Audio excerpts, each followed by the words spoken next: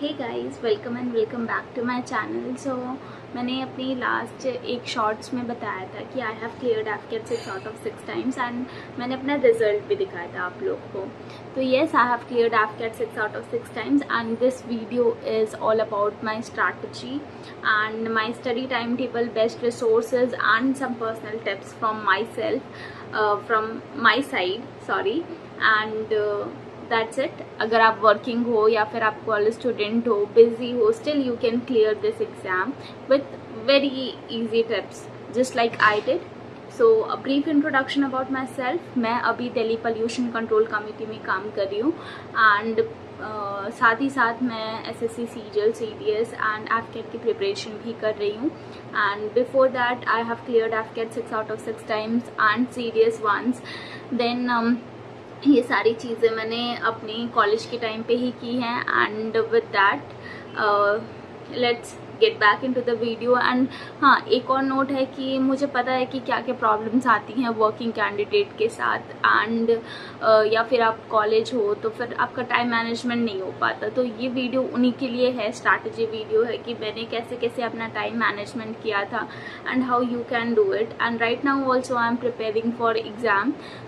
So let's first talk about the AFCAT pattern itself. तो AFCAT pattern हमें पता होना चाहिए क्योंकि इसमें मैं लेके चल रही हूँ कि कुछ न्यू बच्चे भी हैं एंड प्रीवियसली जिन्होंने दिया है उनको तो पता होगा कि एफकेट का पैटर्न क्या होता है। टोटल हमारे पास होते हैं 100 questions and we have 4 sections, 1 of GS, English, maths. I have 30 questions of English, 20 questions of maths, 25 questions of reasoning and 25 questions of GS. So total मिला के हमारे पास हो गए 100 questions and for each correct answers we get plus 3 marks and for each wrong answers we get minus 1 marks.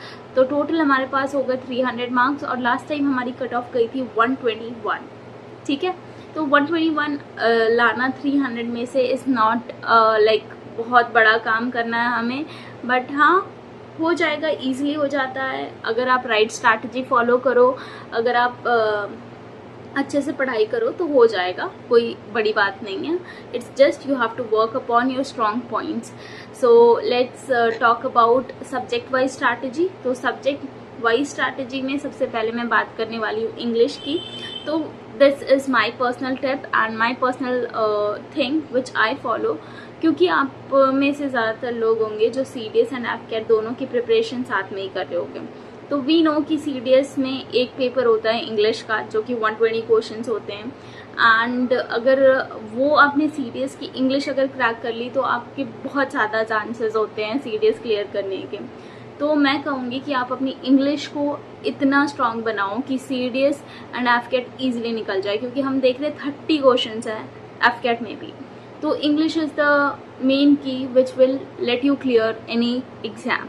Okay, that's my personal tip from my self. तो English आप अपना strong बनाओ। पहले देखो कि आप कौन से टाइप ऑफ इंग्लिश में आपका वीक आ रहे हैं नंबर, कहाँ कम कट रहे हैं, कहाँ कम आ रहे हैं। जैसे किसी का कॉम्प्रिहेंशन वीक होता है, किसी का ग्रामर वीक होता है एंड किसी का वोकैब वीक होता है। तो वोकैब के लिए तो हम जनरली कुछ नहीं कर सकते, बट आपका अगर ग्रामर में कम आ रहे हैं नंबर तो आप ग्रामर, अपनी टेंसेस ठीक करो, आप अपनी देखो कौन सा पार्ट ऑफ ग्रामर में वीक आ रहा है, पार्ट्स ऑफ स्पीच में कम आ रहा है, डायरेक्ट इनडायरेक्ट में कम आ रहा है, कौन सा पोर्शन वीक है। First identify that, then only you can work on your weak points. Okay, then coming to maths. Maths में कुछ ही टॉपिक्स हैं जैसे टाइम एंड वर्क हो गया, पाइप्स एंड सिस्टर्न हो गया, देन ये स्पीड टाइम डिस्टेंस हो गया, इन सब की क्वेश्चंस, परसेंटेज हो गया, रेशियो प्रपोर्शन हो गया एंड देन कंपाउंड इंटरेस्ट हो गया, इनके क्वेश्चन आने ही आने हैं। तो इन सबको इतने अच्छे से आप प्रैक्टिस कर लो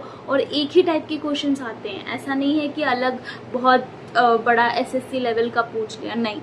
एक सेट ऑफ टाइप अगर आप कर लोगे तो आपके क्वेश्चंस बन जाते हैं मैथ्स में। Believe me, I have done. अगर आपकी 8 to 10th की मैथ्स अगर आपकी सॉलिड है, you can easily clear this exam. ठीक है, और फिर आते हैं हम रीजनिंग के बारे में। Reasoning is very easy, but last time reasoning थोड़ी टफ आई थी। मेरे खुद के 2-3 क्वेश्चंस मैंने छोड़ दिए थे क्योंकि वो रीअरेंजमेंट वाले थे एंड रीअरेंजमेंट में भी ऑड वन आउट वाले थे।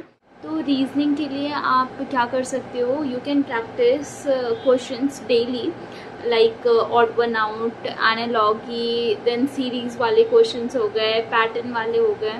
तो you have to make sure that you are practicing it regularly, and उससे आपकी क्या होगी कि स्पीड आएगी और एक्यूरेसी भी बहुत अच्छी आएगी.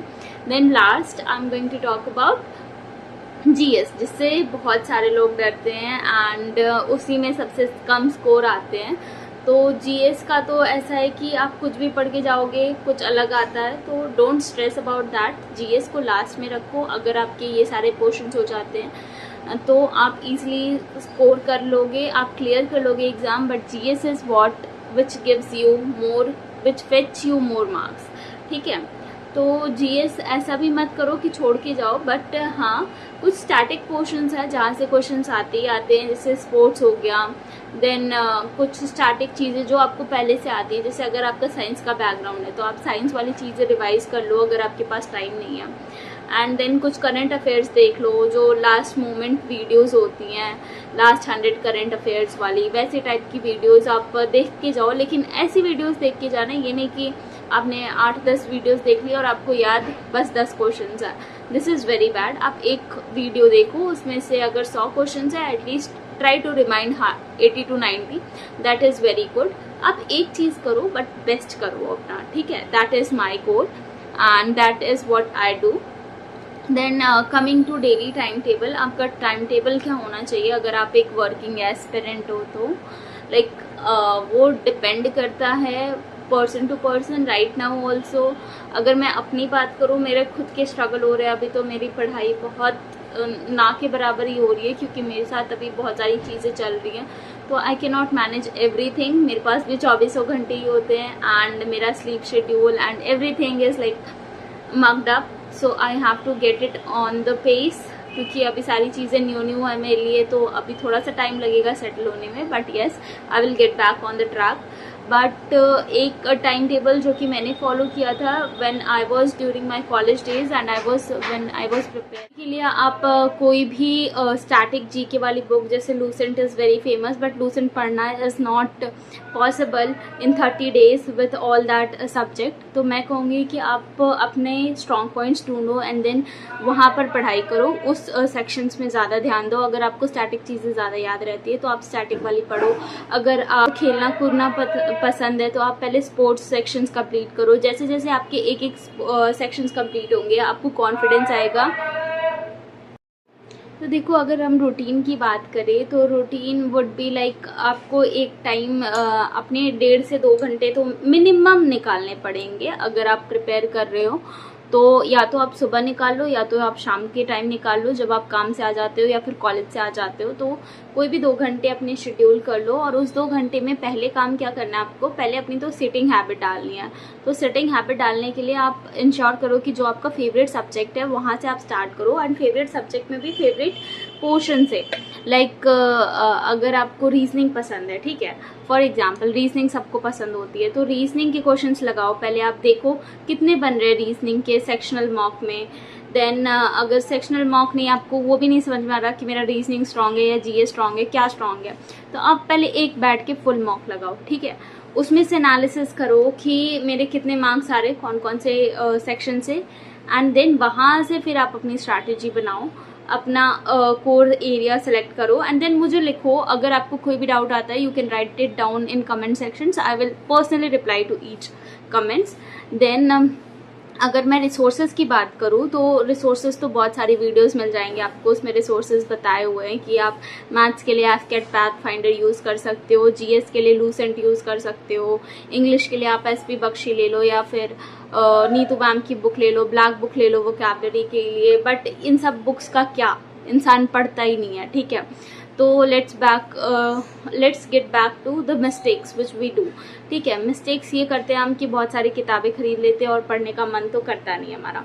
तो मेक श्योर कि आप जिस भी तरीके से आप पढ़ने का आपका मन करा आप वो तरीका यूज़ करो. आपको वीडियो अच्छे लगते हैं वीडियो देखो, आपको लिख के पढ़ना अच्छा लगता है आप लिख के पढ़ाई करो. बट डू इट, क्योंकि ये लास्ट 30 days है. अगर इसमें आपने काम चोरी की तो फिर जाएगा आपका सिलेक्शंस पक्का जाएगा. And I am telling that brutally because I don't want to sugarcoat. And then last में मैं ये बोलती हूँ कि मैंने AFCAT क्लियर किया है इन सारी चीज़ों के साथ, इन हसल्स के साथ, तो yes you can also clear that and it's not a very big exam. So just believe in your self and make sure that it demands consistency. अगर आप कंसिस्टेंट हो तो आपको रिजल्ट मिलेगा, ठीक है, आज नहीं तो कल मिलेगा, बट मिलेगा ज़रूर. So make sure that you are doing your task daily and if you want, let me know. I will surely post my strategy or how I am following, what I am doing with my work and with my the work in Delhi Secretariat and how I am managing my preparation. If you guys want to know that, please let me know, and if you guys have any doubt, please comment down below and then like, share and subscribe to my channel if you are liking the content. Thank you and tata, bye bye.